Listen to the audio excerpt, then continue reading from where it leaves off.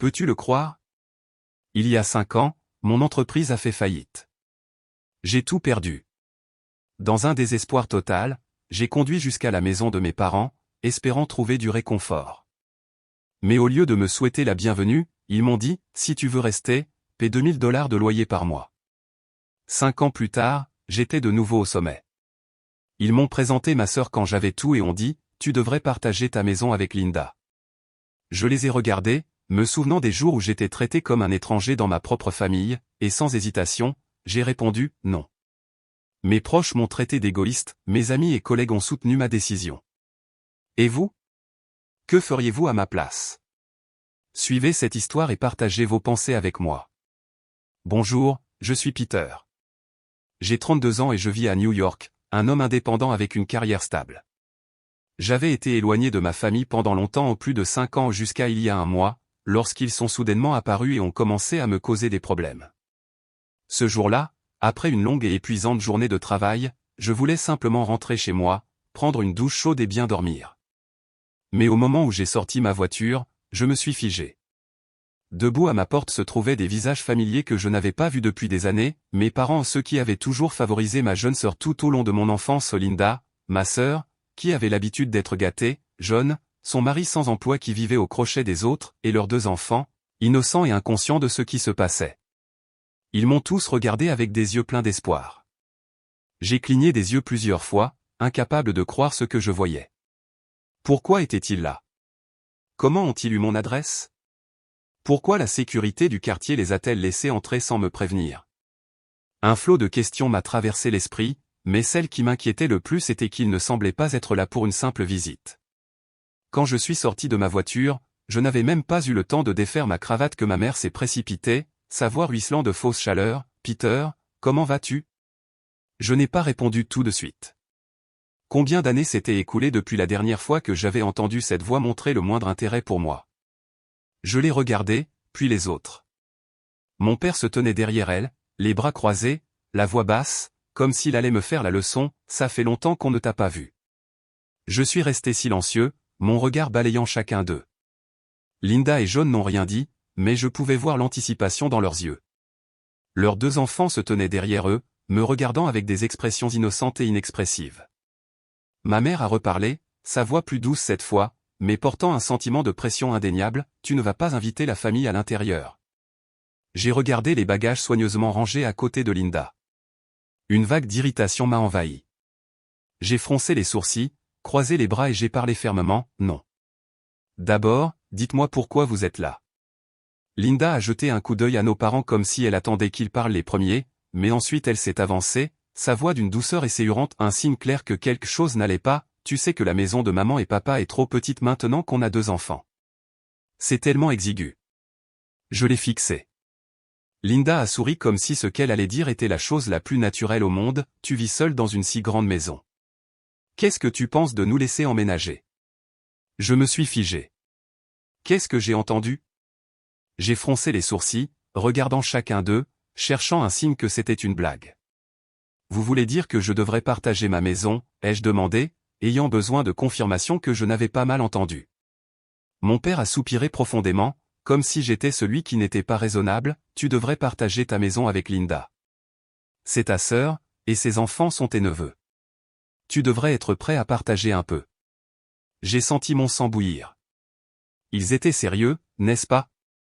À ce moment-là, mon neveu aîné, Liam, âgé de 8 ans seulement, m'a pris la main et a parlé de sa petite voix innocente, « Oncle Peter, j'adore cette maison. Je peux avoir ma chambre ?» Pendant une brève seconde, j'ai senti ma résolution vaciller, puis j'ai serré les poings, retrouvant ma clarté. J'ai pris une profonde inspiration, je me suis stabilisé et je l'ai dit simplement, « Non. Non seulement vous n'allez pas emménager, mais vous ne mettrez même pas les pieds dans ma maison. » Le visage de ma mère s'est immédiatement assombri, mais j'ai continué avant qu'elle ne puisse dire quoi que ce soit, « Je suis mort pour vous pendant 5 ans, n'est-ce pas? Depuis le jour où j'ai fait faillite et que je suis revenu demander un endroit où rester, et vous, mes parents, vous m'avez repoussé. » Mon père s'est moqué, comme si j'étais dramatique, « Pourquoi continues-tu à ressasser le passé?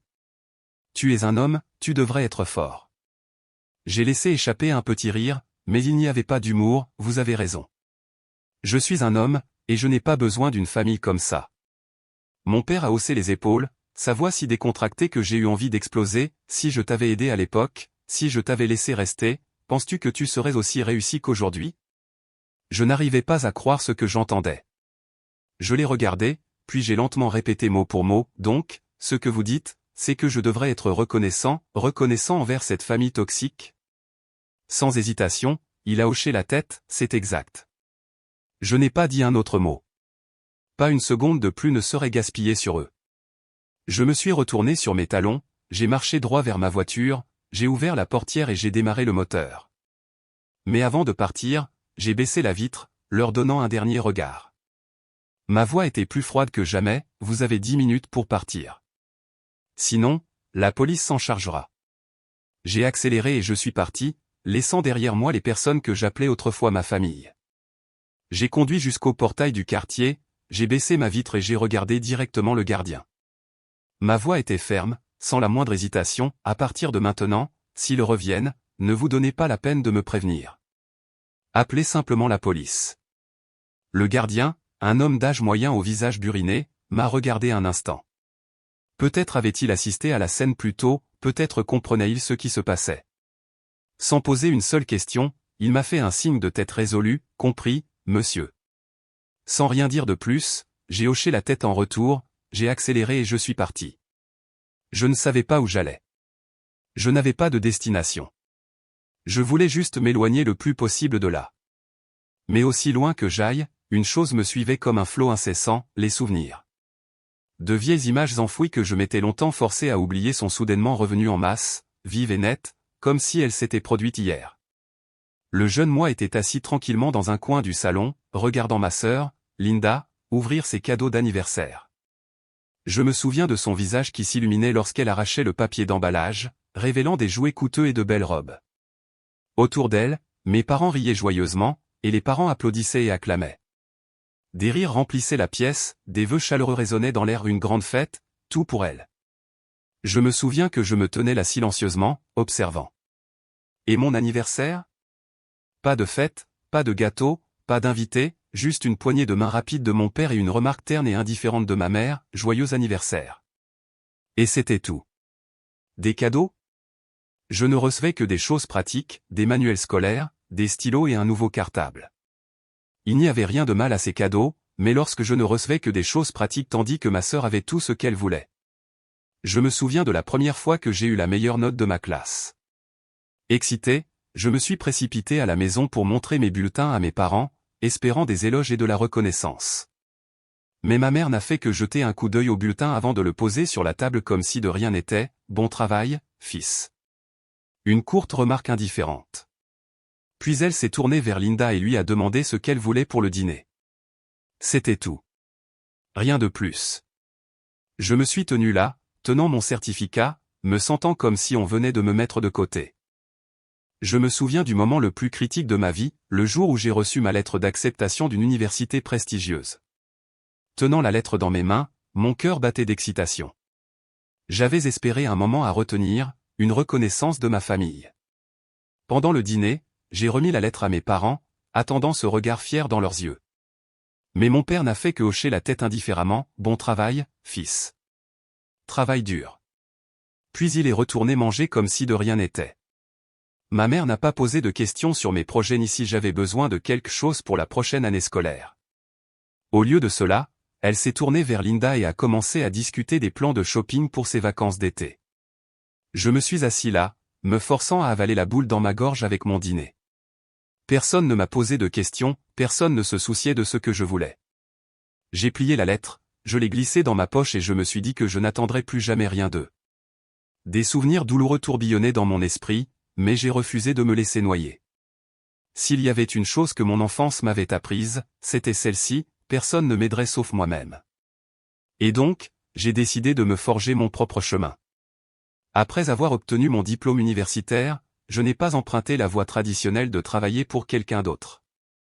Au lieu de cela, je me suis associé à mes deux amis les plus proches, Jake et Emily, pour créer notre propre entreprise.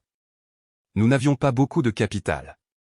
J'ai investi toutes mes économies d'années de petits boulots, tandis que Jake et Emily ont emprunté de l'argent à leur famille.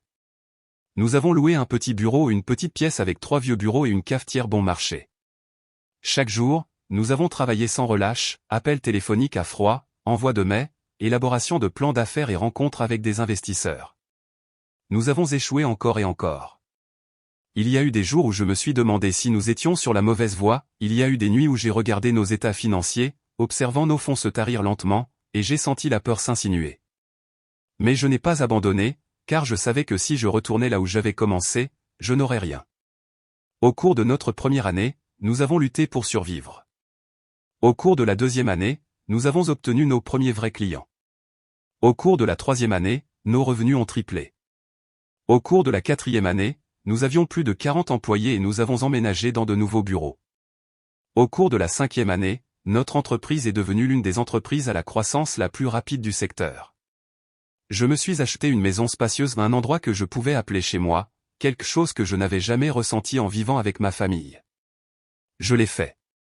J'ai tout construit moi-même. Et lorsque je suis arrivé au sommet du succès, j'ai fait une erreur dont il m'a fallu des années pour me rendre compte. Je croyais que si je réussissais, mes parents me reconnaîtraient enfin, si je les avais suffisamment aidés, ils m'auraient vu différemment, peut-être même seraient-ils fiers de moi. Mais la vérité était loin de là. Au fur et à mesure que mon entreprise grandissait, mes parents ont commencé à appeler plus souvent. Chaque fois, ils commençaient par des questions apparemment bienveillantes, « Comment vas-tu ? Comment va le travail ?» Mais j'ai vite réalisé que leur inquiétude n'était qu'un prélude.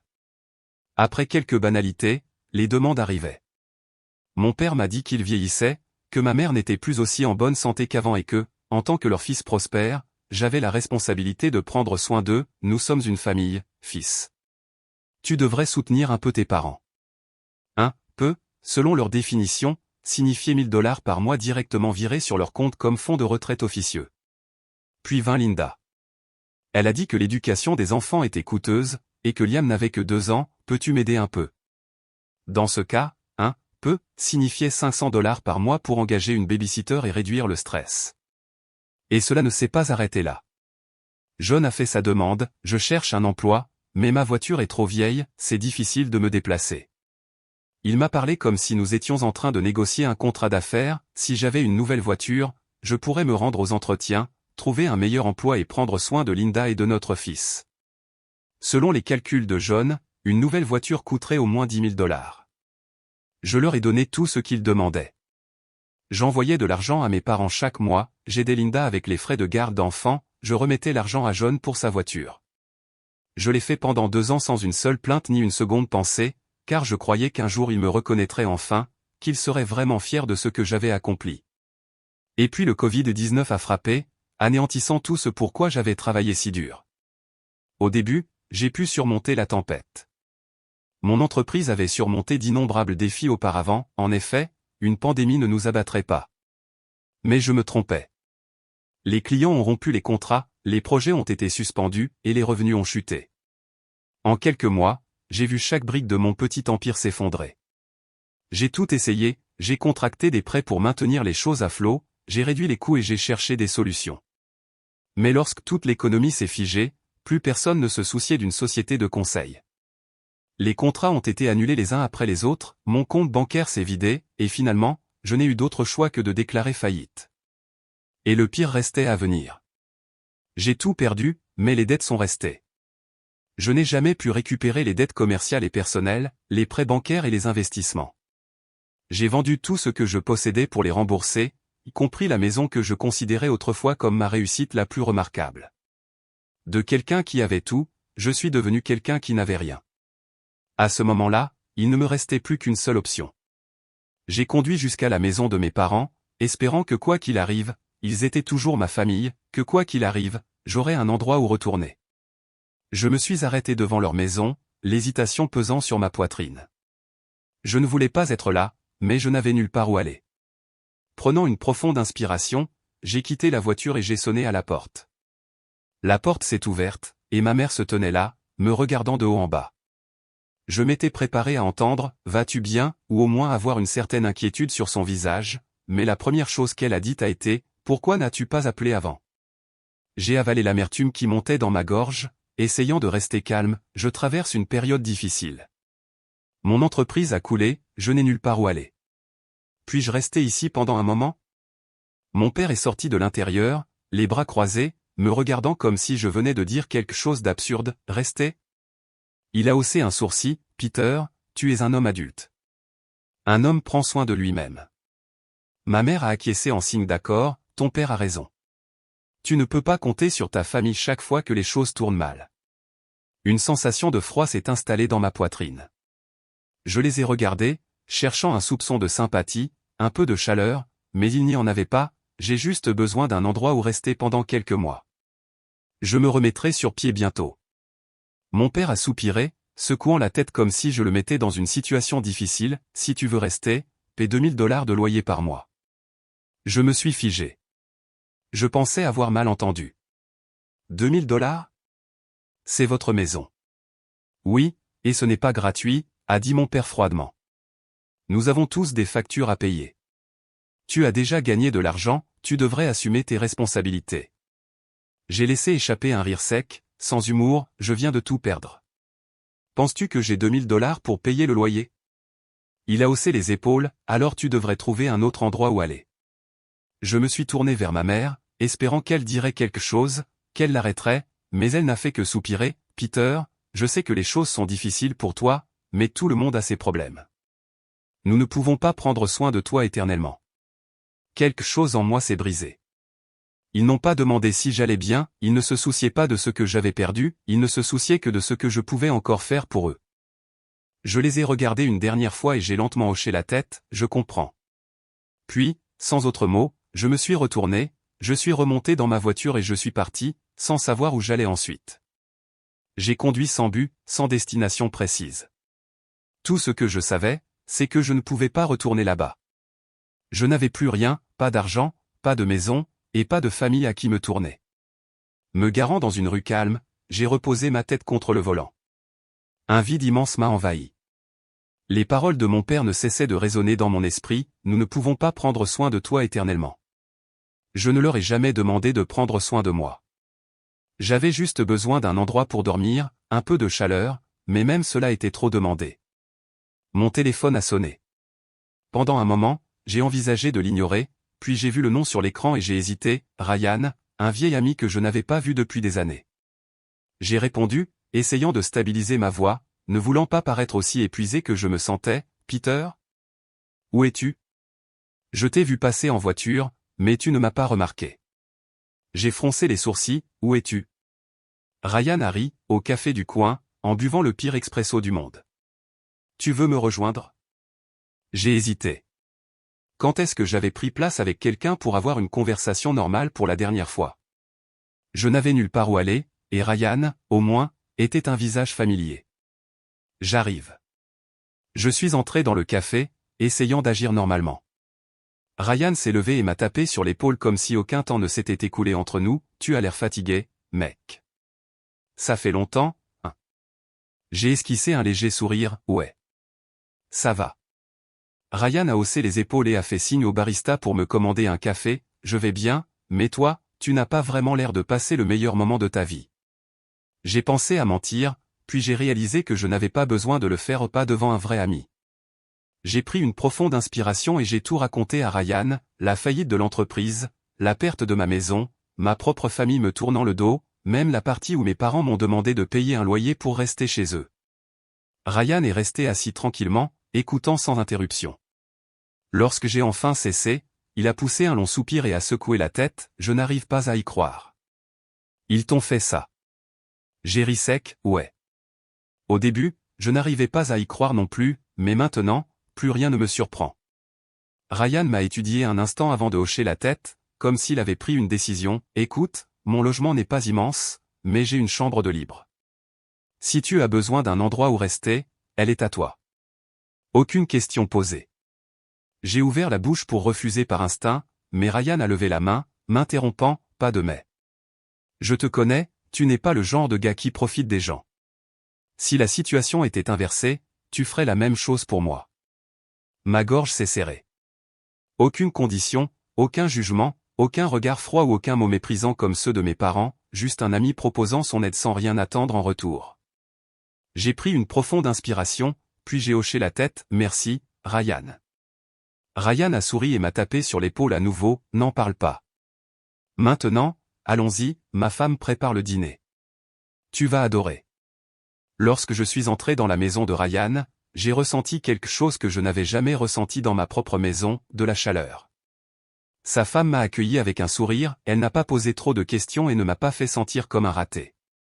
Le dîner était simple, mais j'ai réalisé que c'était le premier repas familial authentique auquel j'avais participé depuis des années, aucun jugement, aucun favoritisme, personne ne me faisant sentir comme un étranger. Cette nuit-là, j'ai dormi dans une petite chambre, mais je ne me suis pas senti seul pour la première fois depuis longtemps. Je suis resté chez Ryan pendant près d'une semaine, mais je savais que je ne pouvais pas compter sur mon ami pour toujours. J'avais tout perdu, mais je n'avais pas perdu la chose la plus importante, ma capacité à me relever. Ryan a compris cela.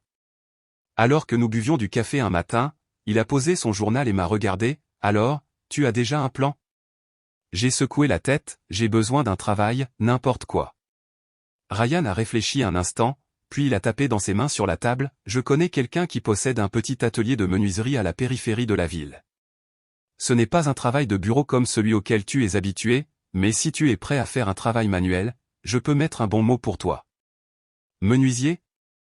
Je n'aurais jamais imaginé faire ce genre de travail, mais à ce stade, je n'avais pas d'autre choix.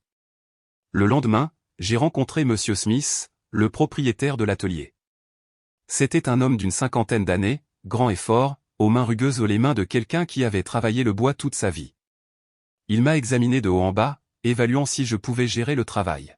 « J'ai appris de Ryan que vous avez besoin de travail », a-t-il dit, sa voix grave mais ferme. « Avez-vous de l'expérience en menuiserie ?»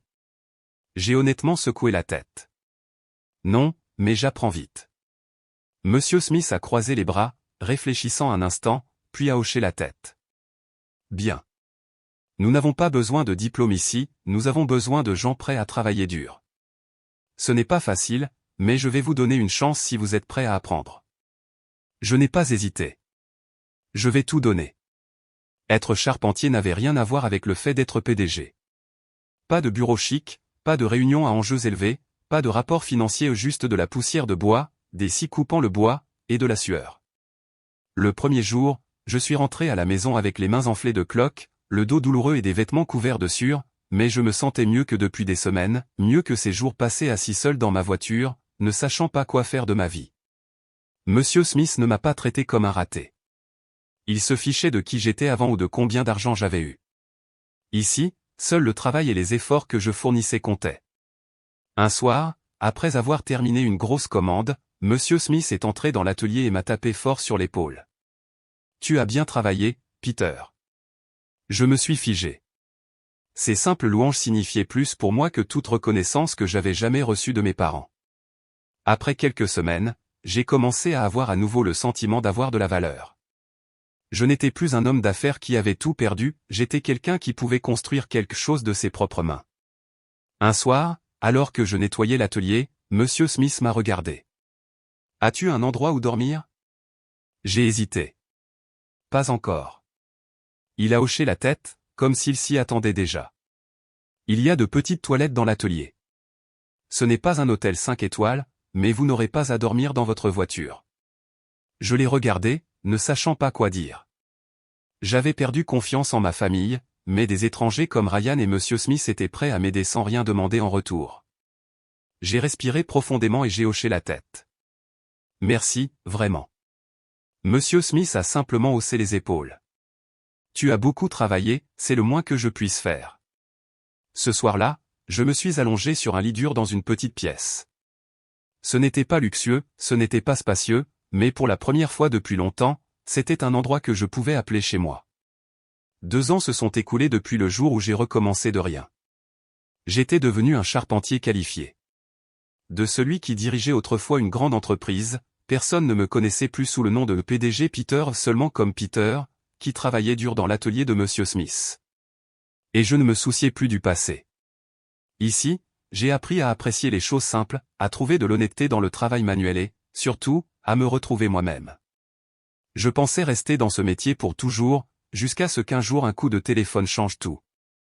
Je travaillais sur un cadre de porte en bois cet après-midi-là lorsque mon téléphone a vibré dans ma poche. Je l'ai sorti et j'ai jeté un coup d'œil à l'écran, Jake.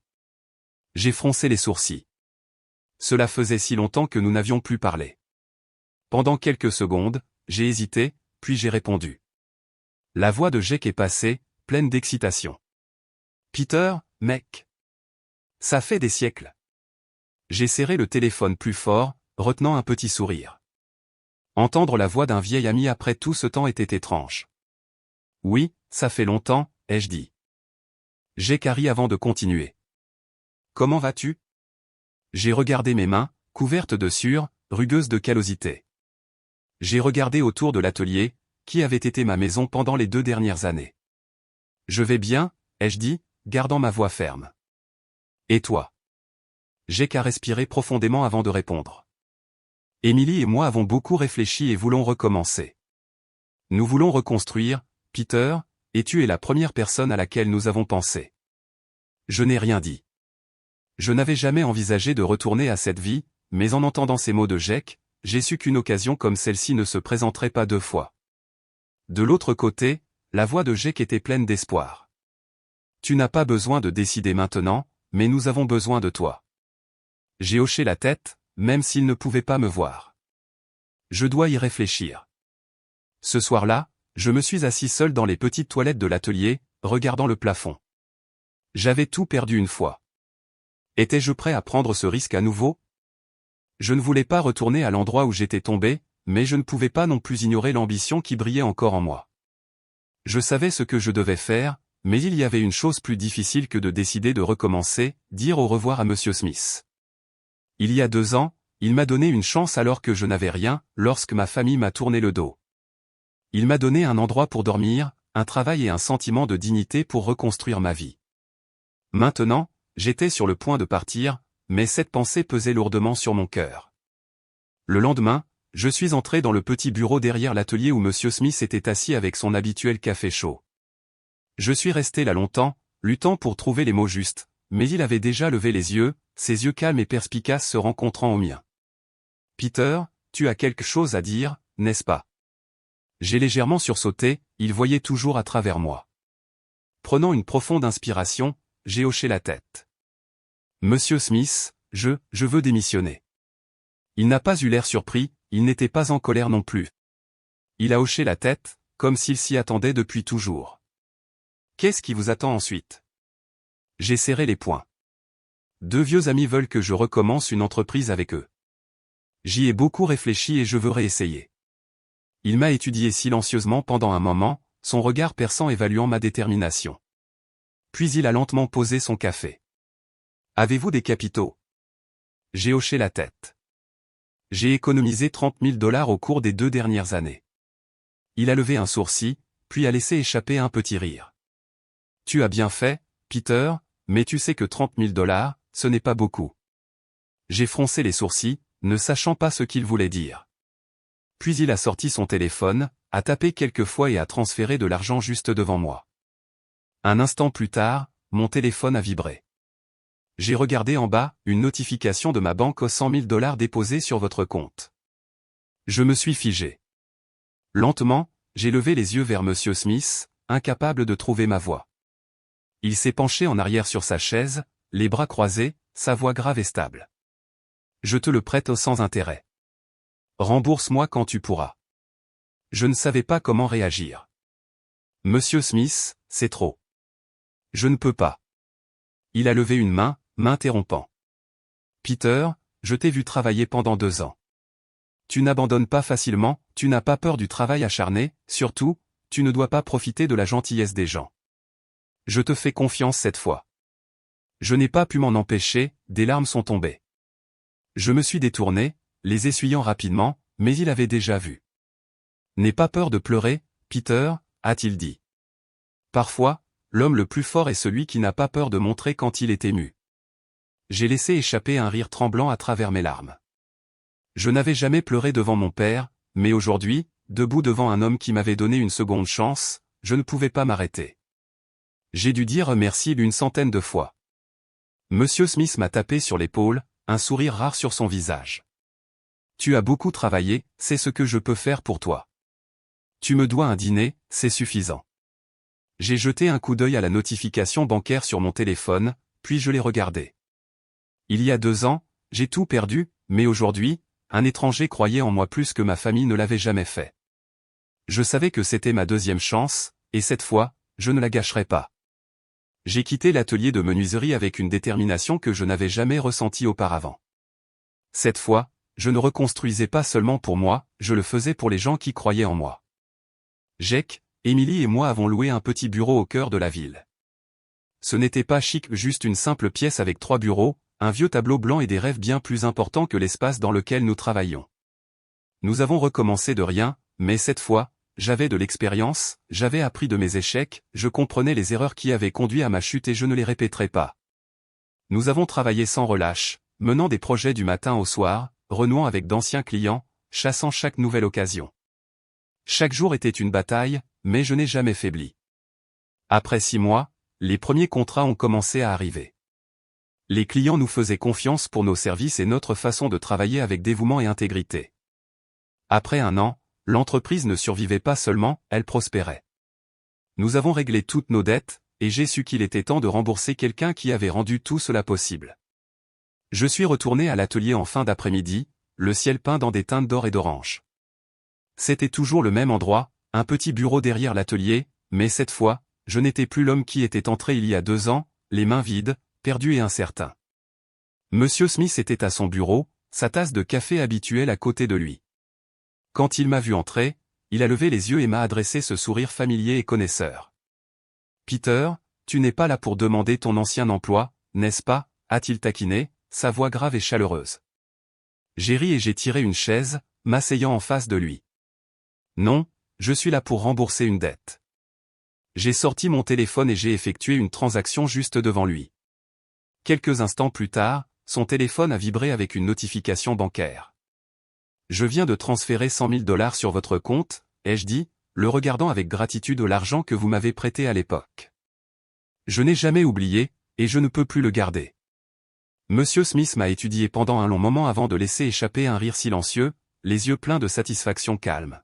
« Je n'ai jamais douté que tu me rembourserais, » a-t-il dit, bien que son ton ait clairement indiqué que l'argent n'avait jamais vraiment compté pour lui. J'ai plongé ma main dans mon sac et j'ai sorti un dossier, le plaçant devant lui.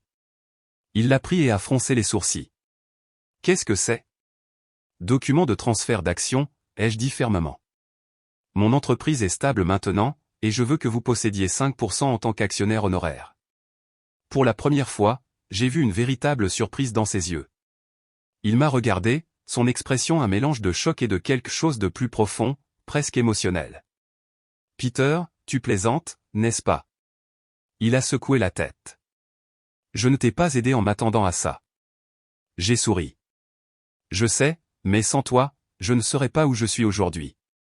Je veux que tu fasses partie de ce succès, tout comme tu as fait partie de mon parcours. » Monsieur Smith a lentement expiré, feuilletant les documents, mais il n'a pas pris le stylo. Après un long silence, il m'a regardé. « Je n'accepterai pas 5%, a-t-il dit calmement, mais j'ai une condition. » J'ai froncé les sourcils. « Quelle condition ?» Il a repoussé le dossier vers moi. « Tu gardes cette part, a-t-il dit, mais au lieu de me donner l'argent, je veux que tu le mettes dans un fonds de charité chaque mois. » Je l'ai regardé, incapable de cacher l'émotion dans mes yeux. « Êtes-vous sûr ?» ai-je demandé doucement. Il a hoché la tête, son regard inébranlable. « J'ai assez vécu pour savoir que l'argent n'est pas tout, mais je sais aussi qu'il peut changer des vies entre de bonnes mains. » J'ai serré le dossier plus fort, respectant l'homme qui se trouvait devant moi. « D'accord, » ai-je dit, ma voix pleine de conviction.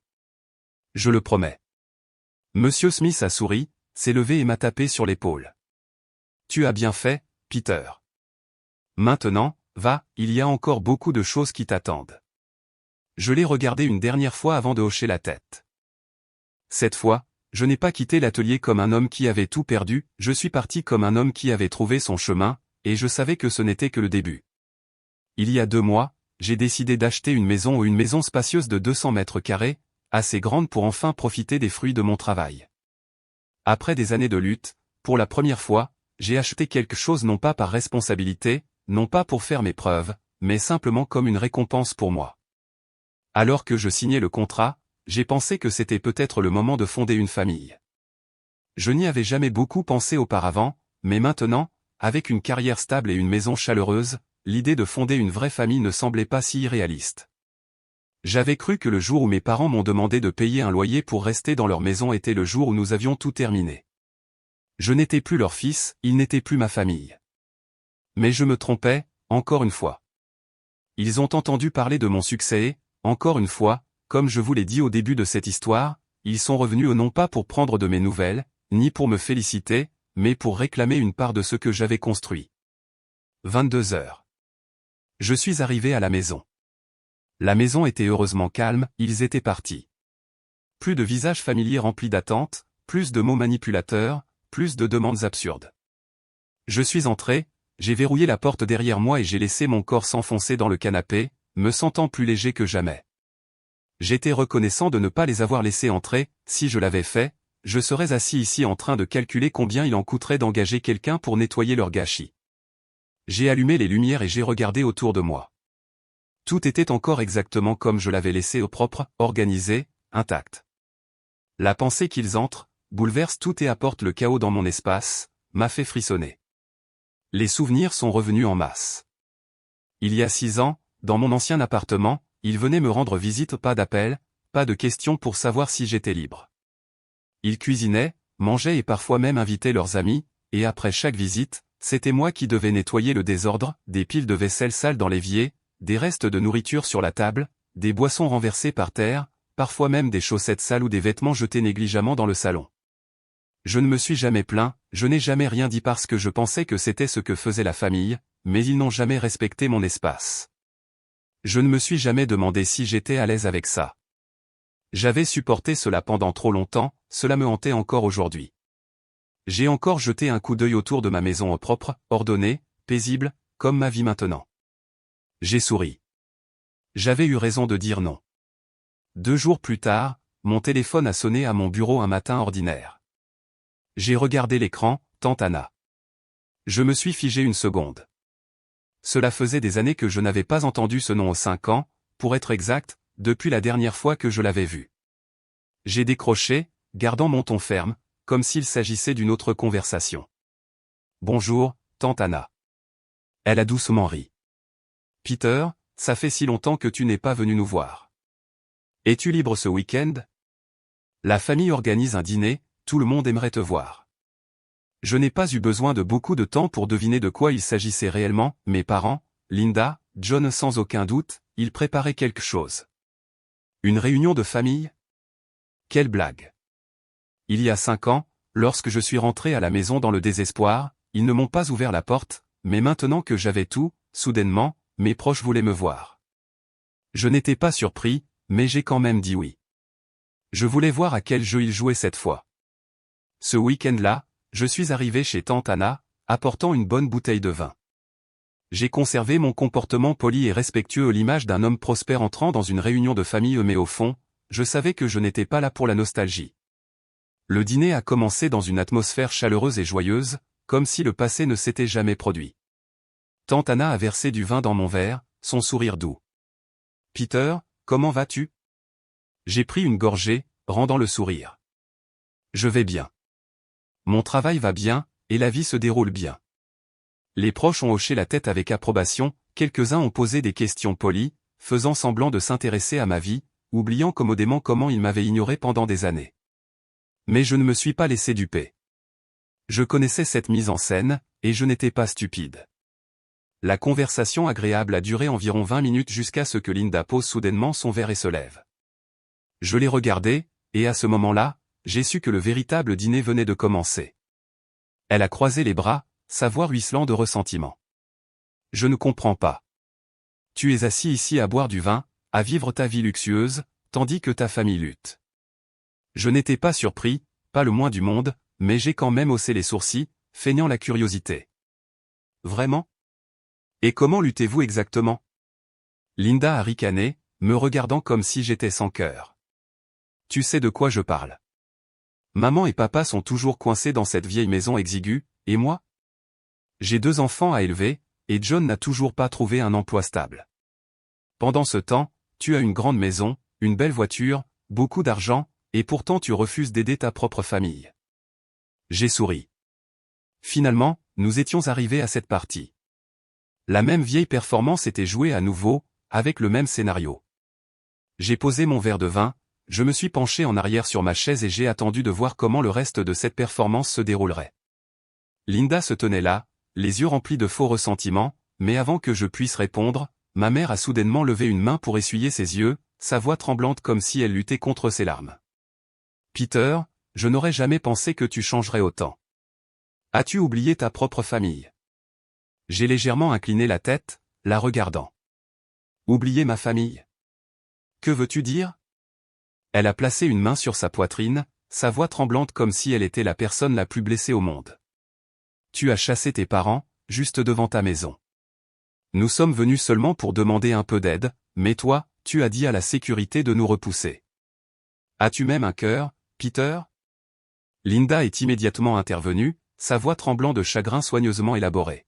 « Sais-tu à quel point c'était humiliant pour moi de supplier mon frère de se tenir à ta porte avec mes 2 enfants, en espérant que tu aurais ne serait-ce qu'un peu de compassion, seulement pour que tu claques la porte à notre visage. » Je n'ai rien dit. Je suis resté assis là, regardant la représentation, attendant de voir jusqu'où ils iraient, et comme prévu, les proches ont commencé à intervenir. Tante Carole, la même femme qui n'avait jamais levé le petit doigt pour m'aider dans mes pires jours, a secoué la tête avec déception. « Peter, je ne veux pas m'immiscer dans les affaires de famille, mais qui rejette sa mère comme ça ? Oncle Robert, le même homme qui m'a emprunté de l'argent et ne l'a jamais remboursé, a soupiré de façon dramatique. Je me souviens quand tu étais enfant, Peter. Tes parents ont travaillé si dur pour te faire des études. Maintenant que tu as tout, tu ne peux même pas montrer un peu de gratitude. » Les murmures se sont amplifiés. Les chuchotements se sont répandus sur la table à dîner comme du poison, si décevant, devenu riche et a oublié ses racines, comment quelqu'un peut-il être aussi égoïste ?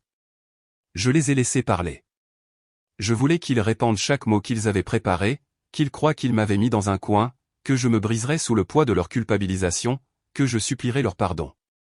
Mais ils avaient oublié une chose, je n'étais plus le Peter d'il y a 5 ans. J'ai repris une gorgée de mon vin, j'ai posé le verre lentement et j'ai regardé autour de la salle. Puis j'ai commencé à rire, pas un rire joyeux, un rire froid et amer, le genre de rire qui a fait tomber tout le monde dans un silence absolu. Tous les yeux se sont tournés vers moi, mais je m'en fichais. J'ai laissé le rire s'estomper en un sourire narquois avant de claquer ma main sur la table. Assez. La pièce s'est figée. Je voulais juste vous faire savoir qu'il n'y a plus d'accusation, plus de chuchotement, juste un silence lourd et étouffant. J'ai scanné la pièce, ma voix aiguisée comme une lame. Tante Carole, m'as-tu déjà aidé, ne serait-ce qu'une seule fois? Tante Carole, la plus bruyante plus tôt, a soudainement baissé les yeux sur son assiette, sans rien dire. J'ai ricané et me suis tourné vers oncle Robert. Oncle Robert, tu me dois toujours 1000 $. As-tu l'intention de rembourser ça? Oncle Robert s'est raclé la gorge, se déplaçant sur son siège, ses yeux se précipitant dans la salle comme s'il cherchait une échappatoire, mais personne n'est venu à sa défense. Je me suis penché en arrière sur ma chaise, les bras croisés. Le silence était assourdissant. Puis j'ai reparlé au plus bas cette fois, mais avec encore plus de poids. Il y a 5 ans, quand j'ai tout perdu, où étiez-vous tous? Pas de réponse. Il y a 5 ans, j'ai fait faillite, j'ai vendu ma maison, il ne me restait plus rien. Est-ce que l'un d'entre vous a appelé pour prendre de mes nouvelles, ne serait-ce qu'une seule fois? Personne n'a dit un mot. J'ai laissé échapper un souffle lent, ma voix se resserrant de colère. Il y a 5 ans, je suis rentré à la maison pour supplier mes parents de me trouver un endroit où rester, et savez-vous ce qu'ils m'ont dit? Les gens ont échangé des regards, mais personne n'a osé parler. Je me suis tourné vers ma mère, la regardant dans les yeux avant de répéter ses propres mots, imitant son ton exact, « Tu veux rester? Paye 2000 $ par mois de loyer. » La salle était silencieuse. J'ai hoché la tête lentement, j'ai repris une gorgée de mon vin, puis j'ai posé le verre avec un fort bruit de cliquetis. « Et maintenant vous êtes tous là à me juger? » J'ai laissé échapper un rire sec et sans humour. Comme c'est ironique. Quand j'étais pauvre, vous avez disparu, mais maintenant que je suis riche, vous apparaissez comme si de rien n'était. Je me suis levé, ajustant calmement ma veste. Alors écoutez attentivement, je ne dois rien à aucun d'entre vous. Je n'ai d'obligation envers personne dans cette pièce sauf moi-même. J'ai croisé le regard de ma mère une dernière fois, son expression remplie de déception fabriquée. Et si vous voulez vraiment un fils que vous pouvez contrôler, vous devriez aller en trouver un autre. J'ai tendu la main vers la bouteille de vin que j'avais apportée, je l'ai tenue un instant, puis j'ai laissé échapper un sourire narquois et glacial. Je vais reprendre ça parce que je suis le seul ici qui mérite de le savourer. Personne ne m'a arrêté, personne n'a osé parler. Je me suis retourné, j'ai marché vers la porte et j'ai laissé derrière moi une salle pleine de visages stupéfaits et de mots non dits. Cela fait 1 mois depuis ce dîner. Je ne sais pas comment se déroule leur vie, et je m'en fiche. Mais peut-être qu'après cette nuit-là, cela s'est terminé, plus d'appels téléphoniques exigeants, plus de culpabilisation, plus de spectacles mis en scène. Je me sens plus léger que jamais, comme si j'étais enfin sorti d'une prison invisible dans laquelle j'étais piégé depuis des années. J'ai passé toute ma vie à essayer d'être accepté, reconnu et aimé, mais à la fin, j'ai réalisé que je n'avais besoin de rien de tout cela de leur part. La famille ne concerne pas le sang partagé, il s'agit des gens qui vous apprécient vraiment. Et j'ai trouvé ma vraie famille aux endroits où je m'y attendais le moins. Ai-je bien fait? N'hésitez pas à laisser vos réflexions dans les commentaires ci-dessous, et n'oubliez pas de vous abonner, d'aimer et de partager pour soutenir d'autres histoires comme celle-ci. Merci, et à la prochaine.